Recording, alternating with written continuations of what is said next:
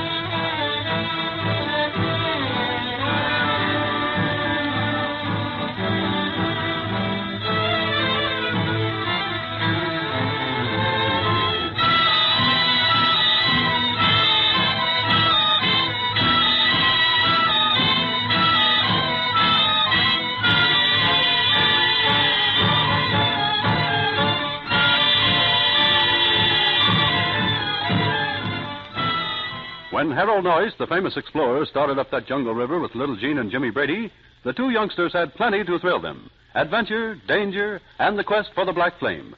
But now, since they arrived up at Mr. Morton's trading post, they have been hearing about other mysterious things.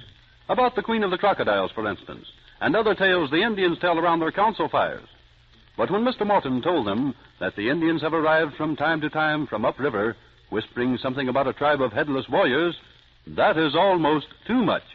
Even though Mr. Morton explains that it's just an Indian tale, well, anyway, Mr. Morton has just left the children and headed for the sheds. Jimmy and Jean are much perplexed.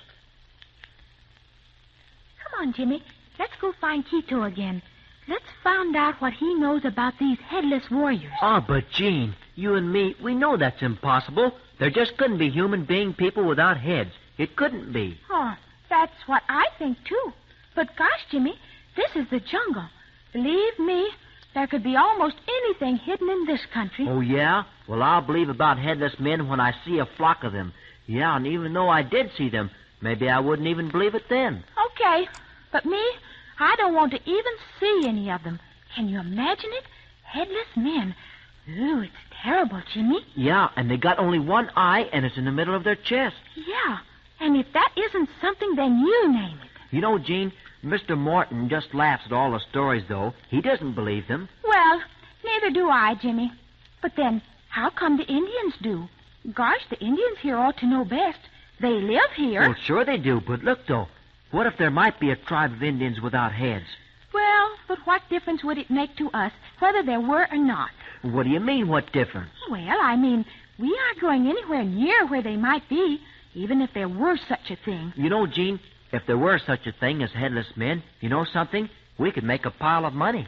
But we're going to make a pile of money with the animals we capture. Yeah, but how about if we could capture about a dozen headless men? Well, gee whiz, anybody could see monkeys at any time. Every zoo and circus has monkeys.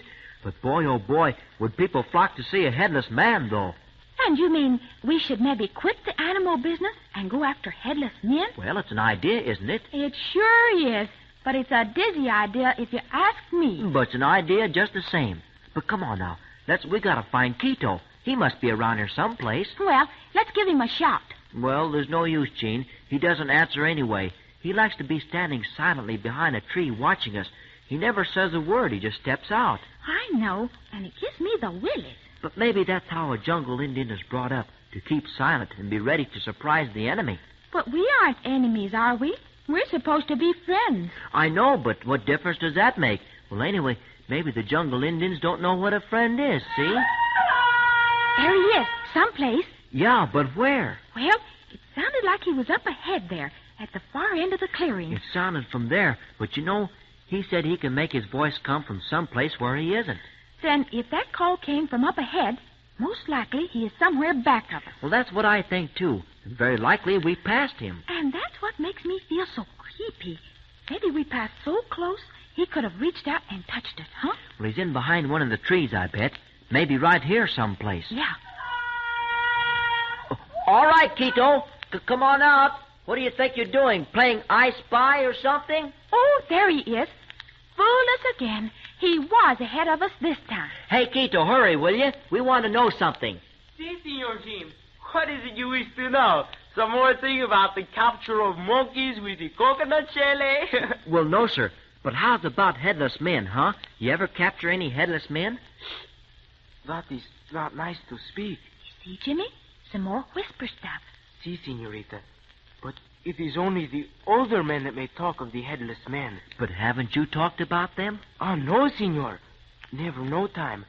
I first have to grow big and be strong. Be one of the council fire talkers. But that is long time yet. But doesn't the people around your village council fires talk about the headless men? Ever hear them?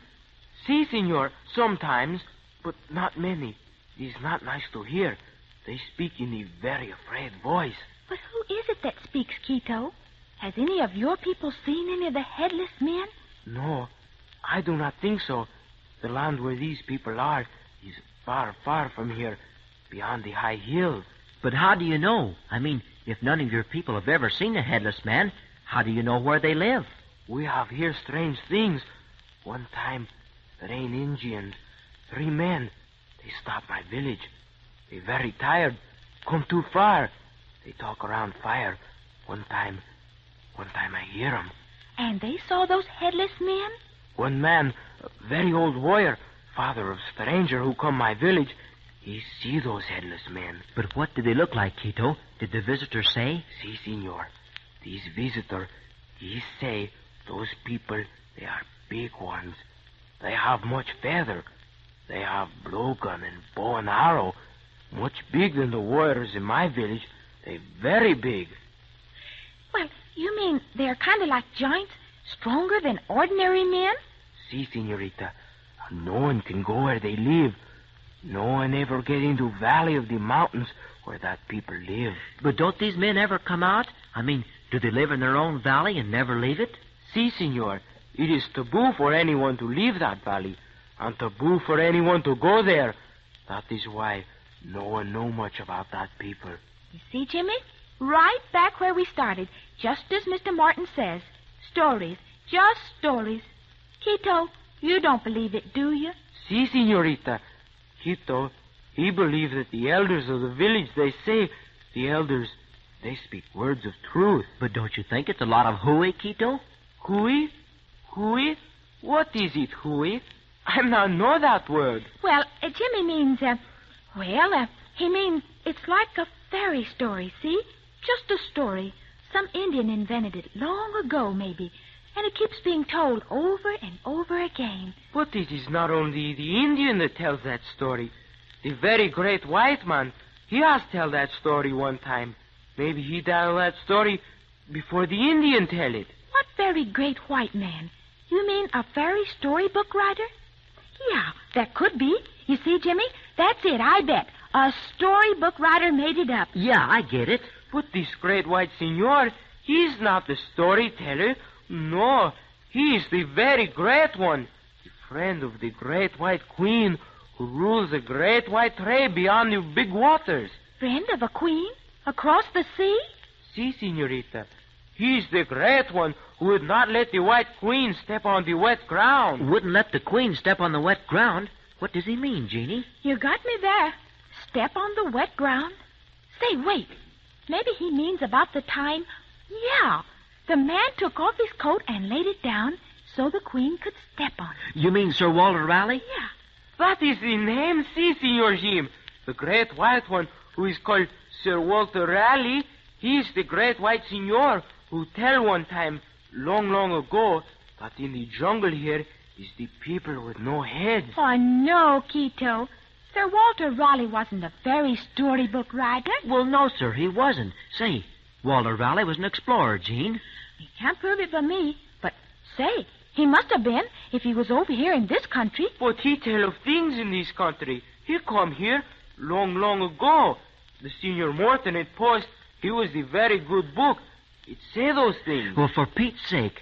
Sir Walter Raleigh says so, huh? Well, gosh, that makes it different, Gene. Are you sure, Quito? Sure that Mr. Morton has a book telling about that? See, Senorita, he read it to me one time.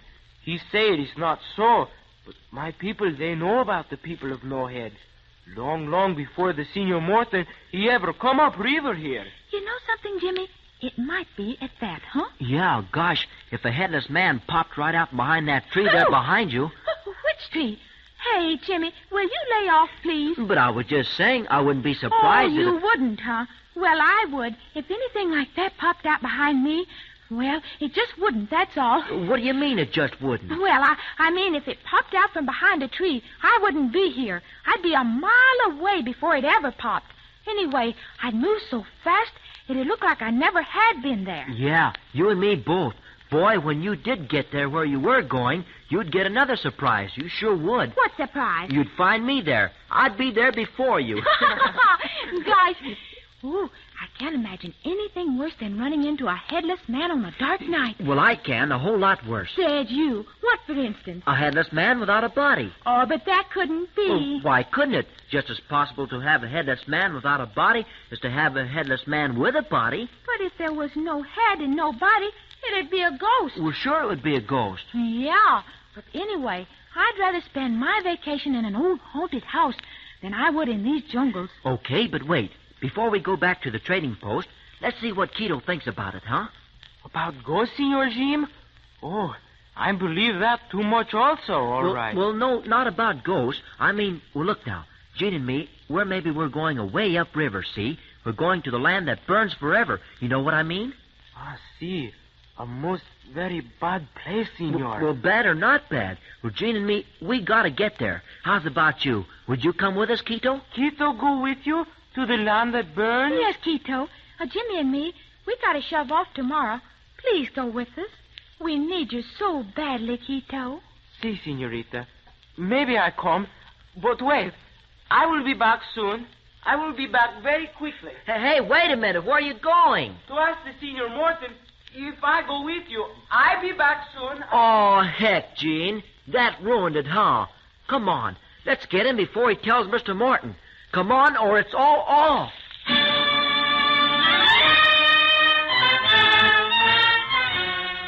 Well, what happens to this trip to the Black Flame now? Does Quito tell Mr. Morton? What does the white trader say to that?